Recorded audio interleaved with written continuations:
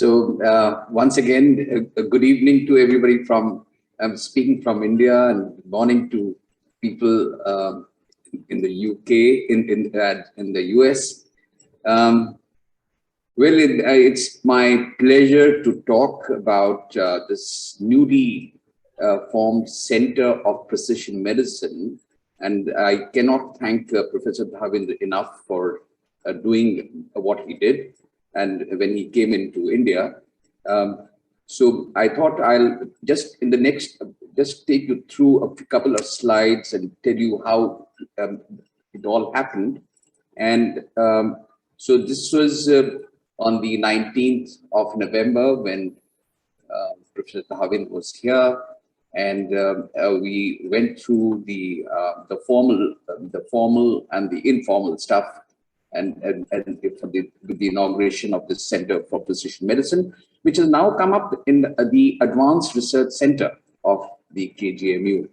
And this is an offshoot of the Advanced Research Center because we actually have it all there. We have the modalities, we have the technical prowess, but I think what it required was navigation. And I think Professor Dhavind helped us to navigate through into this center. So during this inaugural function, of course, Professor Dhavind was the chief guest and the speaker, and he spoke about the landscape of precision medicine, the whole landscape is, the ecosystem, how the thing is going to work. And we had other guest speakers, Professor Thangraj, who spoke about population genomics and precision medicine in India, the diverse spectrum of population that we have, and how genomics as applied is so different because of the wide diversity that we have. Professor Shirley Hatson from University of London, she spoke about personalized cancer treatment, something which is, I mean, we are all aware of cancer treatment, how to personalize it, and therefore she gave us a preview about how the whole thing works. And then Sir Pete Mohammed from Liverpool University spoke about precision pharmacotherapeutics. And of course, the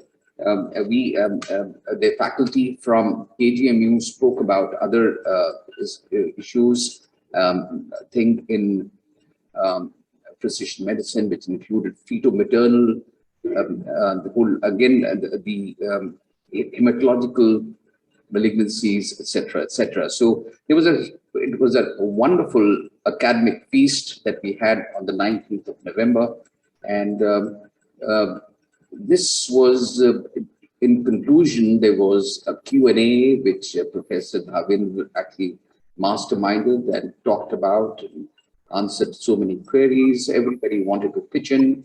Various departments wanted to know how they could perhaps get into the field of precision medicine. And that was a very, very, very fascinating seminar that we had. But a day before this, before the 19th, Professor Dhavind had a brainstorming session with much of the faculty who was there, and they looked at some diverse clinical spectra where they could also perhaps pitch in. And here was Professor Dhavind leading the way, so to say, was trying to see how best each department could actually, in different ways, contribute to the entire the art and science of precision medicine. So, well, ladies and gentlemen, my little bit of my personal side, asked the department to make a couple of slides for me, and this is what I have to say. Precision medicine, as we all know, is really the present and future of all medical disciplines. It's going to catch up with maybe every department, so to say, of medicine. And genomic medicine, digital medicine, new tools, technologies have pushed precision medicine in various disciplines to where it is today. And I'm sure in times to come, it is going to be the horizon that all of us will be looking and to provide more precise management protocols, guidelines, SOPs for our patients. And of course, as you can see, it encompasses diagnosis, prognostication, risk categorization, treatment, and outcomes. So the entire spectrum, the various things that you can pick up from precision medicine, customize it to the patient's requirements, and take it from there. And as they say, the right treatment for the right patient at the right time. And so that's really the cliche that they love to take on, and I think it's the beauty is that at KGMU we have the infrastructure, but the problem was there was somebody needed to show us the direction. So we have the research infrastructure in the Center for Advanced Research, be it the DHR laboratories, a lot of ICMR extramural help that we keep getting. We're starting a new school of international biodesign, so-called SHINE. We have huge amount of clinical material, research faculty, scientists, physicians, research scholars, regulatory units, research and R&D cell, animal research facility, stem cell ethics committee, clinical trial centers. So we have it all, but it's still required to be put together, the bits and pieces to put them together and try and show us the direction. So this is how it was, and therefore we said we also have a technical expertise in genomics, transcriptomics, proteomics, metabolomics, stem cell culture, cytogenetics, DNA fingerprinting, and bioinformatics. So the thing was that we have the infrastructure, and so we looked at various things. We asked Professor Dhavinder, where all could we get into precision medicine? We require to start from somewhere. We have a couple of places, a couple of departments are already doing bits and pieces, but can we show them direction? Can we be more organized in our thought process? So we looked at various cancers, we looked at lung cancers and looked for these various oncogenes for EGFR mutations of tumor, ROS, ALK, RET gene analysis, for resistance prediction and targeted therapy. We looked at various targeted therapy for EGFR, positive lung adenocarcinoma, drugs that target cells with the ROS1 changes, etc., etc. So very targeted therapy, and we looked at, especially one was lung cancers. We also looked at breast cancers, where diagnostic and therapeutic targets, especially in drug-resistant breast cancer, was also another area of work, and where they, especially in breast cancer, the oncologists talked about estimation of micrometastatic cells in the peripheral blood smear of breast cancer patients, and trying to prognosticate how much is the bare minimum of radiotherapy, which is good enough, optimal radiotherapy, which would one would be able to customize the amount of radiotherapy in a particular patient. So by estimation of micrometastatic cells in the peripheral blood smear of these patients after radiotherapy, and see the decline in the micrometastatic cells, was one such way where one could sort of prognosticate and say that, okay, this much of radiotherapy is good enough. Also in triple negative breast cancer, when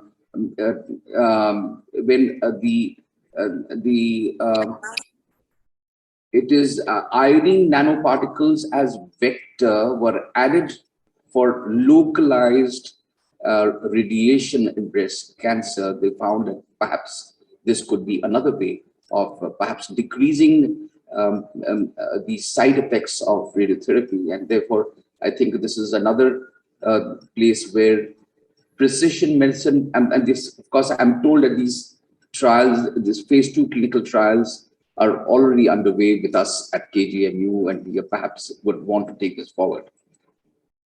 brain tumors. So metabolomics here look for various metabolites, especially in these glioblastocytes, looking for drug-resistant disease and prognosticating if which metabolite, if it is present, just that this patient, this glioblastoma, is upfront going to be resistant to the conventional format of treatment. So I think once again, prognostication is another thing that we picked up, which would help us to identify where the treatment failures are likely because of its presence or absence of specific metabolites.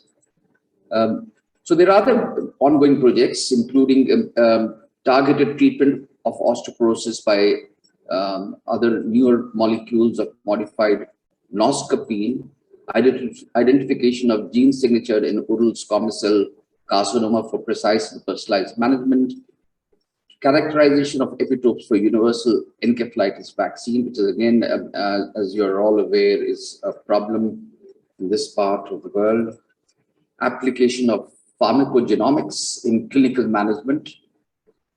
Now, well, I thought this was quite interesting, especially trying to ascertain the risk of hypersensitivity in HIV positive patients by doing their HLA typing. So, and so based on HLA typing, one could perhaps determine whether the patient has a risk of developing hypersensitivity to abacavir therapy. Also, the presence of these various genes on analysis for titrating the dose of warfarin. In this first instance, I'm told that it causes toxicity because the warfarin is not metabolized. In this case, warfarin just doesn't work in the second option. So therefore, it's precision genomics really to help you to ascertain treatment failures or assessing complications of some drug therapies is yet another way of pharmacogenomics. So what's a roadmap for us? We will continue to work. We'll continue to try and look for various inter-institutional collaborations with research institutions, do our workshops for better learning, more continue this on this orientation road for trying to understand precision medicine better, try and involve as much of faculty, research scholars, and doctors. And of course, as Professor Dhavinder has decided to help us for our undergrads start electives in precision medicine. So I think that's another very fascinating addition for our undergraduate curriculum. And so we're very happy to have this onto in our roadmap. And as you can see, we would look to identify other thrust areas of research and setting deliverable goals, again with the help of all the experts in the field, national and international experts. And of course, Professor Dhavinder is going to be our advisor for that. Submit research proposals to funding agencies, establish a center of cellular therapy, CAR cell therapy, as Professor Anil was telling us, should be another way for ongoing research. AI-based approach to precision and personalized management of diseases. I sincerely believe that data collection, data management, data is going to be really the big thing here. We have the patients, we can do the collection of data. It is then we would try and formulate a game plan for AI-based approach to precision medicine. With this, I actually would conclude my couple of initial comments. And once again, on behalf of the college, university, KGMU, your alma mater, I thank you all, and especially Professor Dhavinder for helping us to get onto this road of precision medicine. Thank you, ladies and gentlemen. Thank you very much, sir, for very kind introduction and very kind words. And I'm sure some people will have questions, so I request to wait for my presentation, then we'll open the floor for discussion. So I will begin my presentation.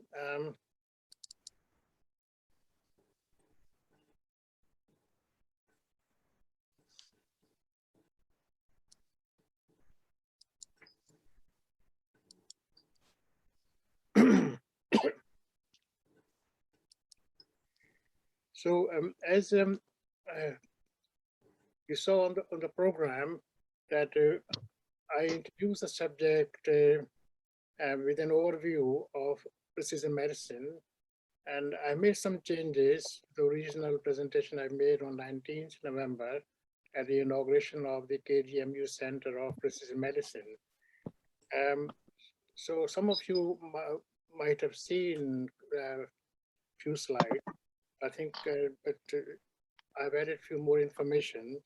It is just a landscape, as the name indicates. It is just an overview, but without going into detail into specific aspects of precision medicine.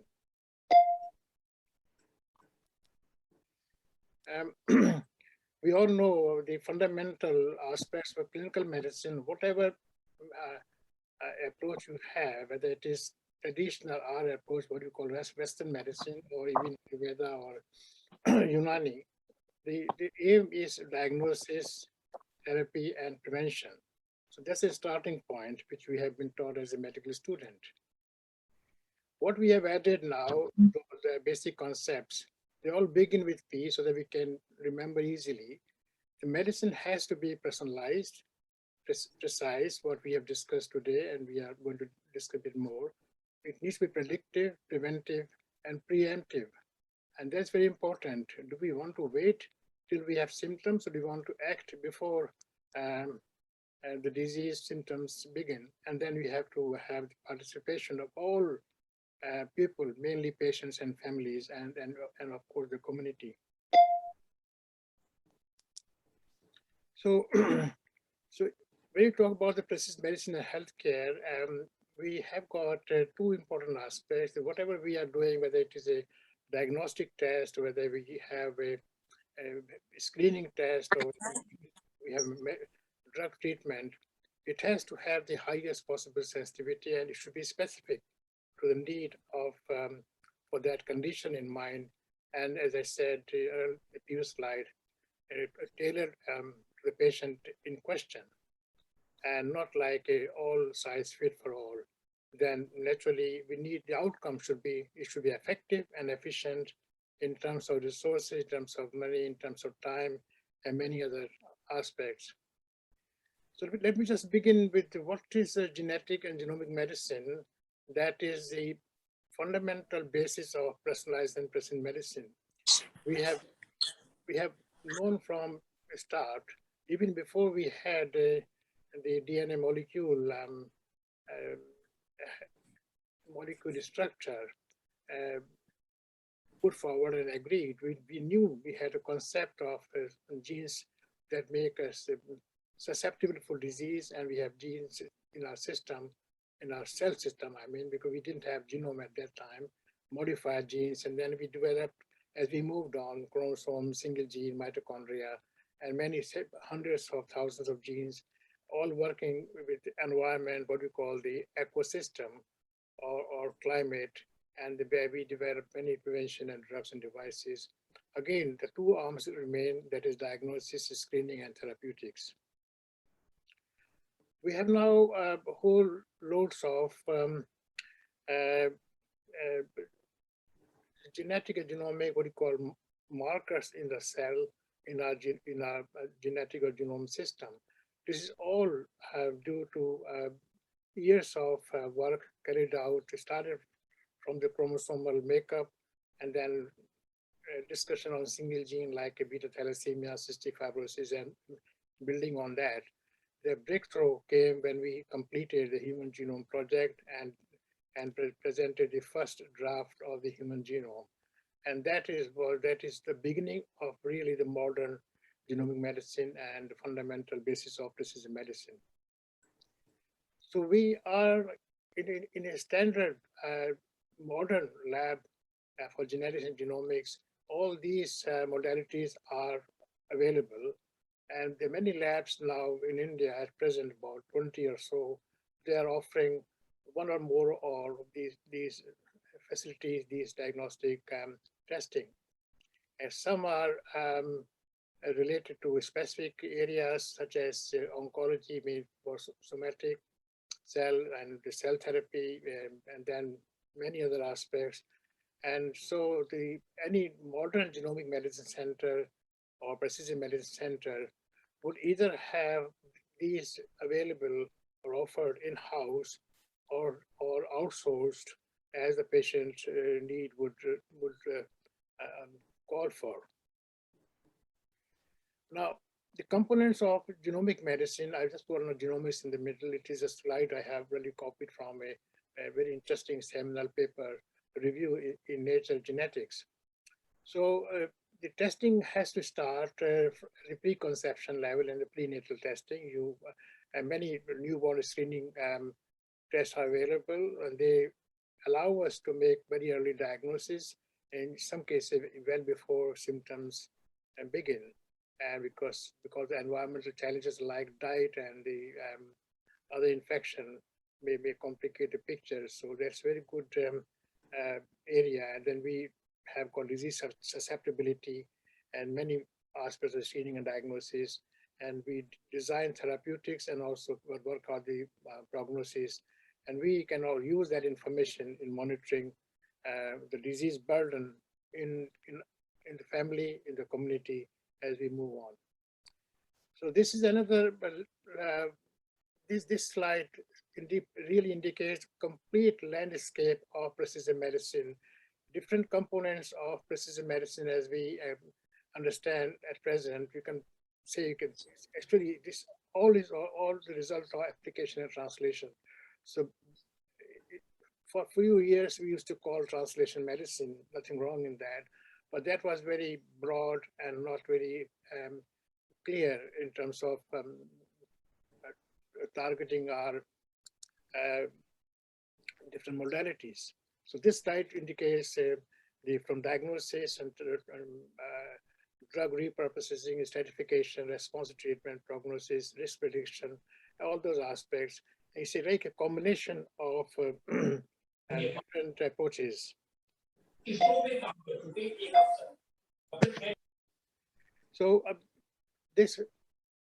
Professor Puri introduced pharmacogenetics and pharmacogenomics, and this talk was given by Professor Sir Munir Mohammed, who is the leading person in the world on pharmacogenetics.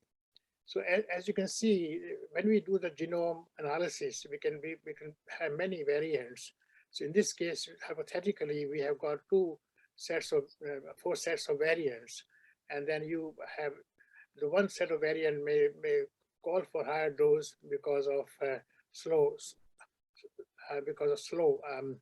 higher dose required because of rapid metabolism. And when there is a slow metabolism, you require the low dose. And then you can also go for next drug because the first one might not be very specific, and you can look for the optimal dose. This is, in a sense, the fundamental basis of pharmacogenetics and pharmacogenomics, which is a key area of precision and personalized medicine.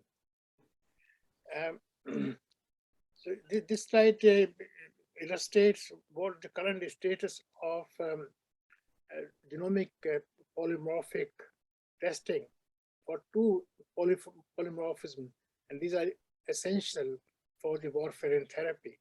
As you know, those who give warfarin, and they're struggling to titrate the dose based on the INR, the international formula, and very complicated calculation method to work out the index and then decide the dosing of the warfarin. sometimes could be mistake, and the patient may bleed or patient may have a recurrence of the condition for which that was prescribed in the first place. So the the cytochrome 2C9 polymorphism is very important. And when, because there is a lot of inactive metabolites left when this is present, so if there is a danger of a higher level of warfarin present in the body and eventually bleeding, so we have to titrate and keep the dose low. In contrast, when we have the potassium polymorphisms called VCO-RC1, that works with the potassium-dependent clotting factors, and it is a rapid metabolizer, and as a result, the warfarin dose has to be increased. So these are very standard, as you might be aware that in the States and other places in European countries, it is important to have this profile in hand when you start the warfarin treatment. However, it is not still in practice in India and the other Asian countries. The reason being, we don't know the profile of these polymorphisms. Because we have not tested these polymorphs in different populations. For example, in India, we talk about every state has a combination of different types of populations. So we need to know before we go into kind of recommending to the drug regulatory body in India to allow these warfarin treatment based on these polymorphism, we need to have the background information of different populations, whether it is a North Indian or South Indian or the Northeast, whatever that might be. We need to have the information, and that itself calls for a specific research project. So just moving on to the most important part of precision medicine, which somehow was not kept on the list in the beginning. And there was a serious mistake. We spent far too much time on non-communicable diseases, and billions and billions of dollars were put on the non-communicable conditions, such as diabetes, hypertension, coronary artery disease, cancer, and all many. But nobody thought about infectious diseases. Nobody thought about communicable diseases. Only when we were hit by pandemic, the SARS-2 pandemic, even before we have alarming signs like Ebola and the SARS-1 and all those conditions. But nobody thought about, okay, stop and focus on microbial genomics and what you call pathogenomics. So this slide illustrates the fundamentals of the genomics, precision medicine in infectious diseases. So on one hand, you have a host genome, that is us. Second, on the other hand, we have got the pathogen genome, that is like, we can talk about the COVID, SARS-2, and you could have pathogen any kind. And then you, based on that information, our aim is to develop therapeutic targets and vaccine targets. And we have had some success in the COVID research because some centers were working very focused on this area of work. The other aspect of the microbial genomics is metagenomics. That's very important.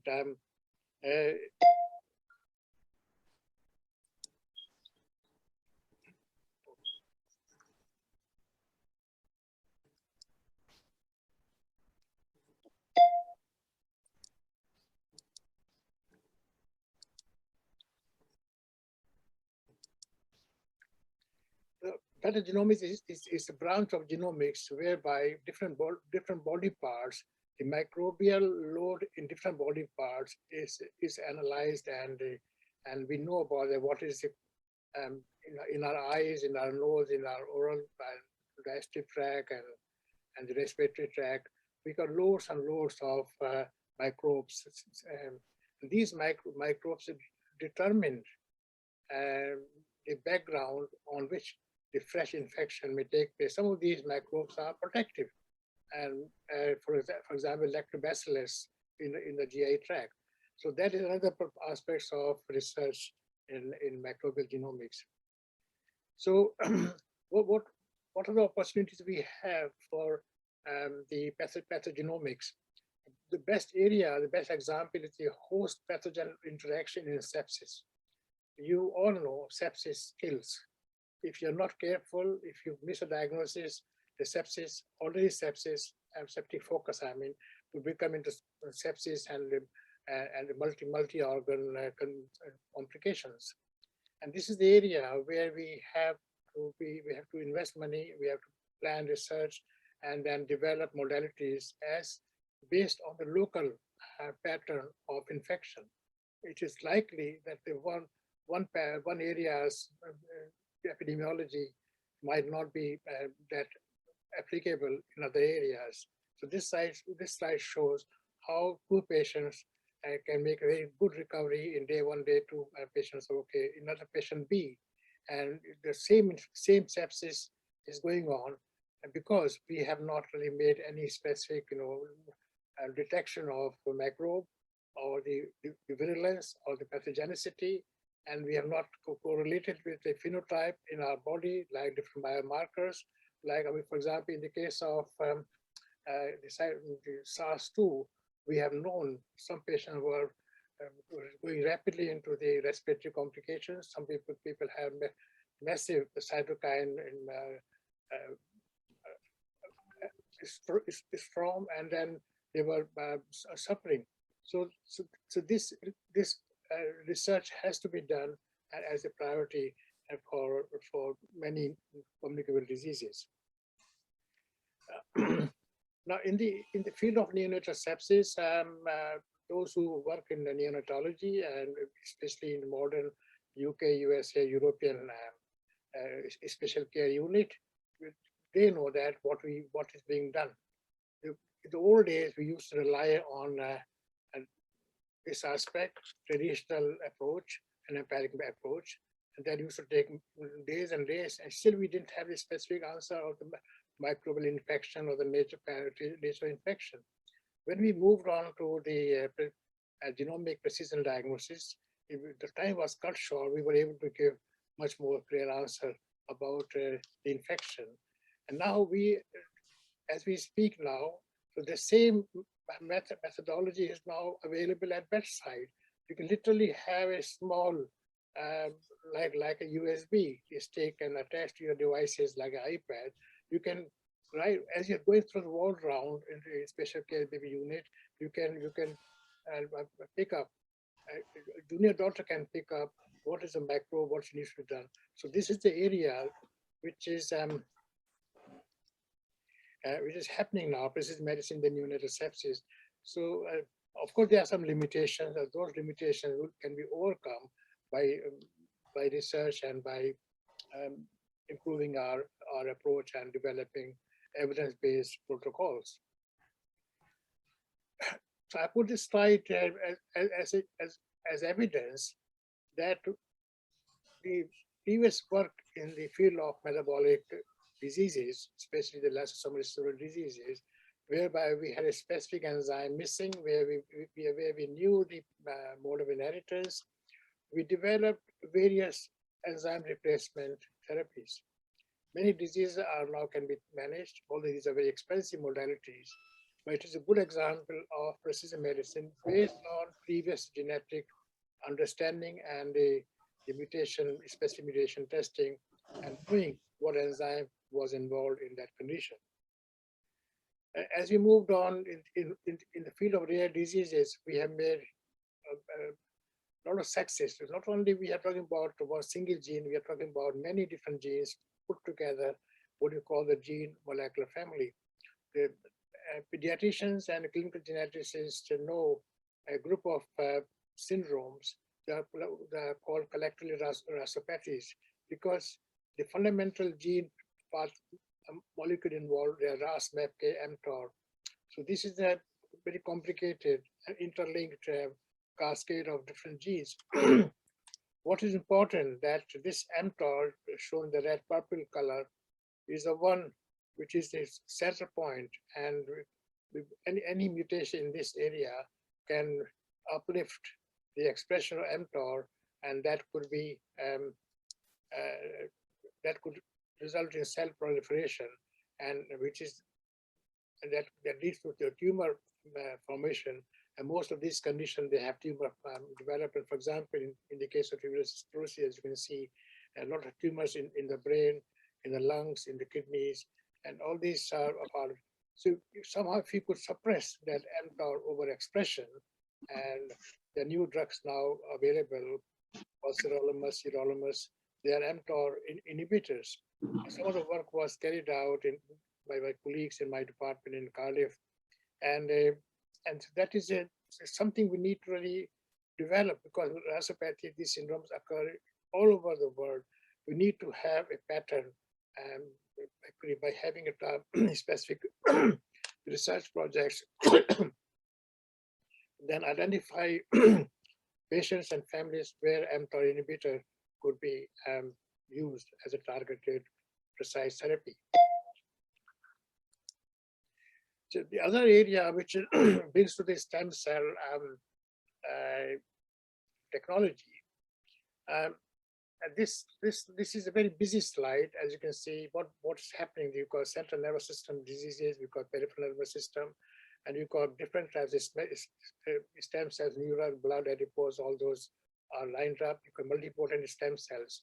These multipotent stem cells could be programmed to diagnose and to treat many conditions which are very complicated central nervous system diseases, like Huntington's disease, like the prion protein dementia, motor neuron disease, which also called the amyotrophic lateral sclerosis, Parkinson's disease, and this list is increasing. So in a tertiary center like KGMU, I mean, this is the area, and I'm very pleased to say one of the scientists working in the Advanced Center for Research, also worked in leading centers in the USA, is leading the stem cell therapy development in this center. And I'm sure, I think in time to come, the precision medicine on these neurodegenerative diseases would be possible by this center. So, so my area of interest being the cardiovascular genetics and genomics. So I've included this slide to illustrate a very important part. And those who know about the cardiac arrhythmias, they know these arrhythmias can kill, and many examples of sudden death in these cases. But genotyping for different cardiac arrhythmia syndromes is very important for the selection of medical therapy, like a beta blocker, like this class 1B sodium channel blockers, and potassium channel blockers, calcium channel blockers, and devices, pacemakers, and the intracardiac defibrillators. ICD in particular, it is now mandatory in the UK and some centers in the USA, especially the Mayo Clinic. Nobody is given ICD. You can prescribe medication, but nobody is given ICD without the genotype. That's very important, because ICD is very expensive. It costs 10,000 pounds in Britain, maybe I think around $15,000-$20,000 in the USA. And so when you're giving some emergency device, you need to have very basic information. What is the fundamental cause? What is the precision diagnosis of a type of cardiac arrhythmia in this patient and the family? So that is just one example. Now, hypercholesterolemia is very common. Practically every population has got lots of patients of hypercholesterolemia. A small section, a small proportion of hypercholesterolemia is what is called the autosomal dominant familial hypercholesterolemia. You name it, practically in every family, I can claim that. In most families, it's about 40–50% family in India, somebody would be taking a statin. And the statin can also cause complications like the muscle disease, muscle weakness. So there is a polymorphism also available, which can determine whether this patient or that family would be susceptible for myopathy or myositis. And then accordingly, you can titrate the dose, or you can change to a statin, which is less likely to cause those symptoms. Secondly, the complication of hypercholesterolemia genetics is that there are 3 different genes. And apart from the low density lipoprotein receptor gene, which is most common, other 2 genes are apolipoprotein B and PCSK9. PCSK9 is very important, which regulates the function of LDLR.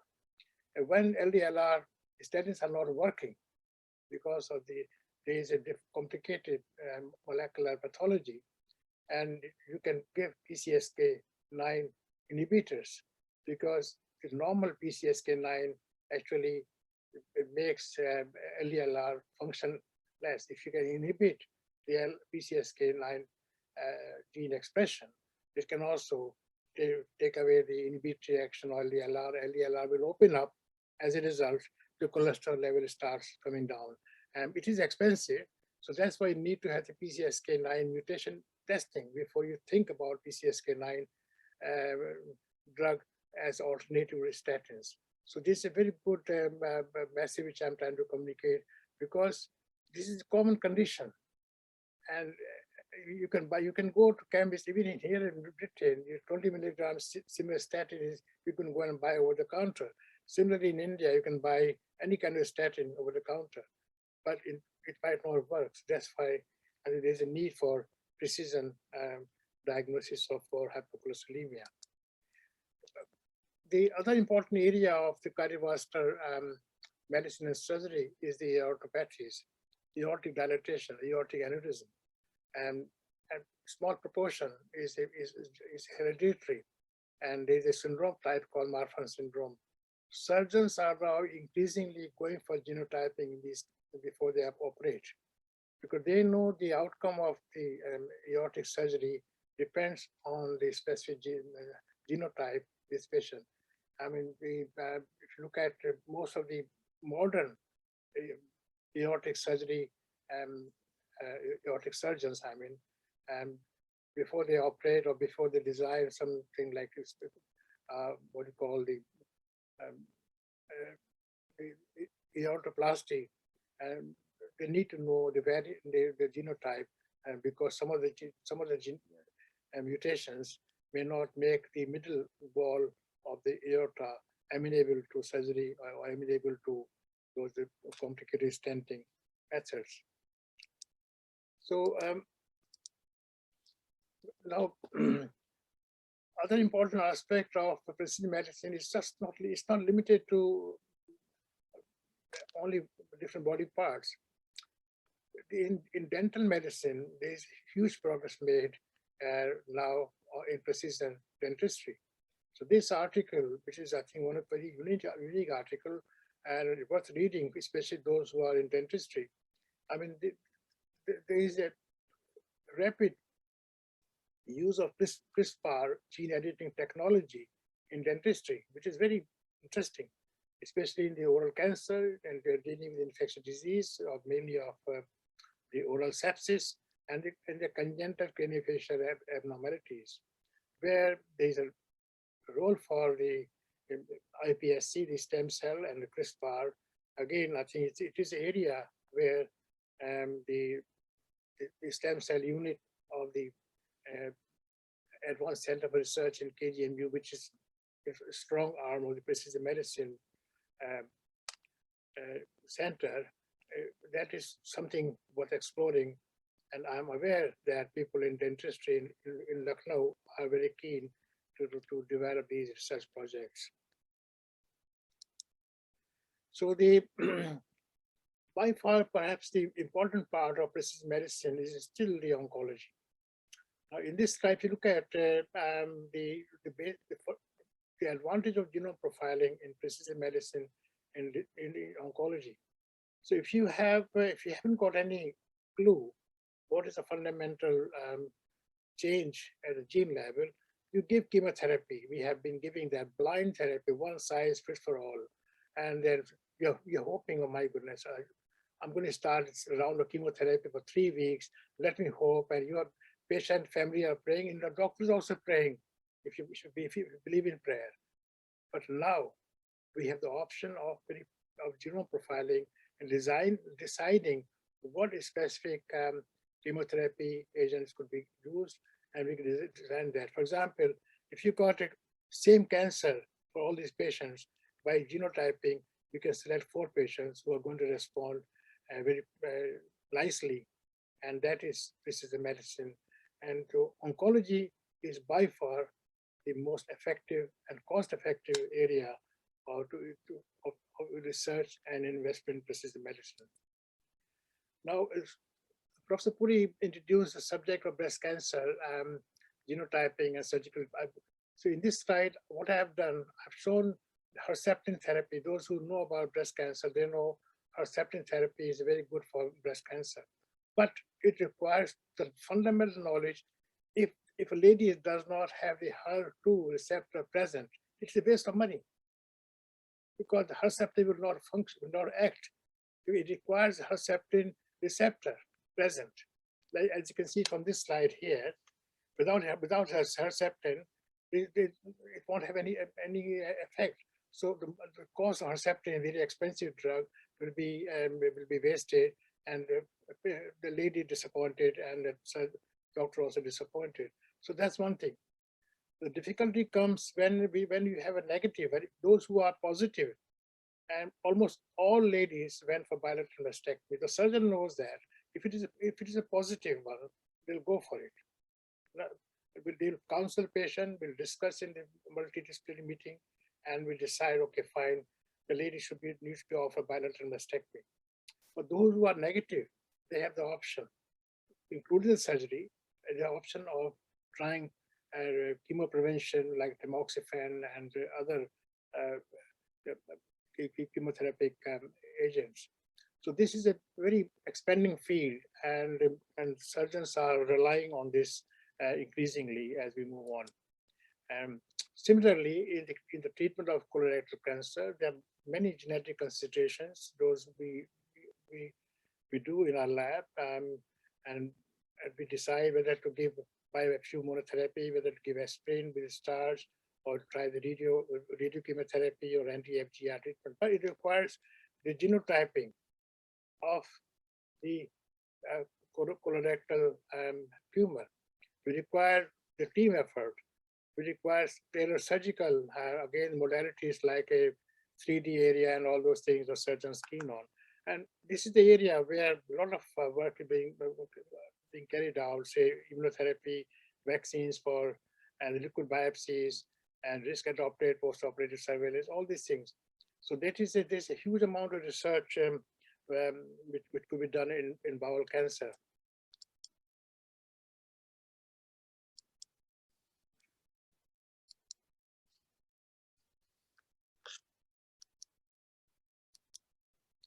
So just to summarize, Professor Puri has already painted the basis of the Center for Precision Medicine in our alma mater KGMU, and I've been very fortunate. I must thank many members of the faculty, both junior and senior, for their encouragement and the reception they gave me when we started this discussion a few years ago. So what we have got now, what I proposed, and I think it's been largely agreed, the KGMU Center of Precision Medicine will focus on these 5 areas. Infection, undoubtedly predominant. Metabolic conditions we have included. Inflammation, whether it is inflammation because of the communicable disease or non-communicable, that is important to include. Cancer I have highlighted, and rare diseases like congenital anomalies, rare metabolic diseases, and it's a huge group. So by and large, the proposal is to focus on these areas. However, the list is not limited to these 5 areas. Others are also likely to be included. Now, whatever condition you have, whatever area you have, there are 2 aspects of there are 4 aspects. One is the fundamentally disease phenotypes. So the role of clinician is undoubtedly of paramount. If I have not made a diagnosis of a syndrome, clinical diagnosis, it's pointless to ask the stem cell or the genome diagnostic person, because I don't know myself. So that is, a clinician has to know what it is all about. And then clinician will decide what approach to make in terms of genotyping or the protein or the metabolites. Then data integration collection, a lot of databases, you have to do a lot of research. That's part clinician's responsibility and a part the lab responsibility. Because the clinical data input and that is what we call using artificial intelligence modalities or analyzing the literature or searching literature, all this is like a joint effort. That's why we need a multidisciplinary team work here in this area. It could not be done just by one person. And then of course we need to have our data integration, data storage system, and that investment and bioinformatic investment has to be made. And then we move on, of course, to precision medicine. We have disease genes, we have biomarkers, we have drug development, then all those things will come up. So that's how a modern precision medicine center anywhere in the world developed. This is based on the Stanford Center of Precision Medicine. This paper was published in, I think, Nature Genetics a couple of years ago. So the good thing about KGMU Center for Precision Medicine is that we do have many things in place. As Professor Puri highlighted, there's a research cell. I attended recently the research cell showcase, and many top class papers and researchers were acknowledged. And there is a Center for Advanced Research, which is equipped. I mentioned the stem cell lab in that center. I'm aware there is a molecular cytogenetics. There's a viral lab there. So all these things are in place, and the dentistry people are working already. I'm told there's a conventional lab which is a very strong microbiology, hematology. Dr. Tripathi, who is head of hematology, is also the clinical lead for the Center of Precision Medicine. I think he's in the audience today. Then we have got, we always had social and preventive medicine department, much advanced. One of the reputed center in the country for community liaison and community work. Medical education is established as one of the strong area of KGMU. And then I was very fortunate when Professor Shelley Eversey approached me to work out the curriculum for 6 weeks elective in 7th semester for genomic and precision medicine. That will be really a good introduction before they get MBBS degree. When they come out, then they will know what is genomic and precision medicine. So that is their choice after they have done MD or MS, whether they want to take it forward or not. Clinical epidemiology unit of KGMU is, in fact, India's clinical epidemiology network was started by my teacher, Professor P.K. Mishra, many years ago.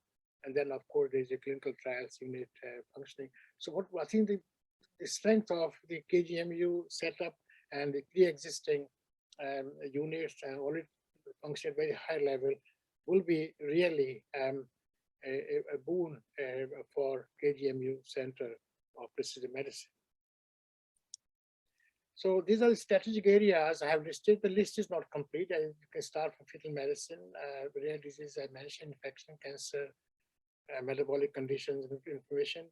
So all these things which I've already highlighted in the previous one, and there is opportunity for several new research projects to be initiated, whether they are funded internally by intramural funding or externally. They're subject to the topic. I was approached recently by ophthalmic pediatric ophthalmologist interested in congenital glaucoma genetics. There's a beautiful area because congenital glaucoma is a very, very important cause for visual impairment in children. if not treated correctly at early stage, can lead to irreversible blindness, which can be prevented. So this is the sort of action plan. I think I'm not privy to this action plan, because that would be basically for people in KGMU to, I mean, my role is an advisor from here, and I can certainly get a team of other people. If the area is not my area of knowledge, I can get other people to take part in advise as an advise on specific areas. And I propose, I already mentioned, that the KGMU Center of Precision Medicine would require a team of international advisors, or you can say international external faculty, whatever that might be. But that would be very important to make it a comprehensive, integrated center of precision medicine in our alma mater, KGMU. So following the inauguration on 19th November, there was a massive press coverage. As you can see, this is just one news from Times of India, Lucknow edition.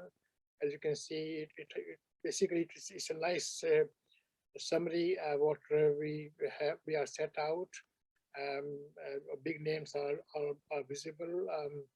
I think by and large, I noted next day that practically every newspaper in Lucknow had the same message, and they were showing a lot of excitement and a lot of expectations from this new center. So I must appreciate the honor and the opportunity given to me by KGMU, by my alma mater. It's a really humbling experience. So I have worked for last 12 years on this project. When Professor D.K. Gupta was Vice Chancellor in 2012 and 13, I mean, my meeting with him was very positive. And then we had a high-level meeting where ICMR, CSR, people from DB, biotechnology, all came to Lucknow. I could not come, but I made some proposals. That led to the creation of Advanced Center of Research. And massive funding was allowed and was given, both for equipment and faculty. So then he moved on. Professor Ravi Kant came along, and he was very enthusiastic. He invited me. We hosted a 2-day conference on genomic and precision medicine, and I went with my 3 or 4 other UK colleagues. It was very successful, and we discussed about the specific job plan and job description of different faculties. And I'm pleased that many new appointments were made out of that. Professor M.B. Lal, by credit, I'm really grateful. He was instrumental for signing the memorandum of understanding, and then things started coming in shape. And unfortunately, we have got Professor Lieutenant General Bipin Puri, and you heard from him. Then he made everything happen. So my gratitude to all Vice Chancellor for the last 12 years, and I've got these pictures which I'm very proud to show. And so thank you very much to all of you. You have you listened to me, and whether it was just a hypothetical, but and you agreed. And broadly, I would say broadly, it is in the same kind of plan what I thought, and hopefully in future this center will excel and will produce good results through research and teaching. Thank you very much.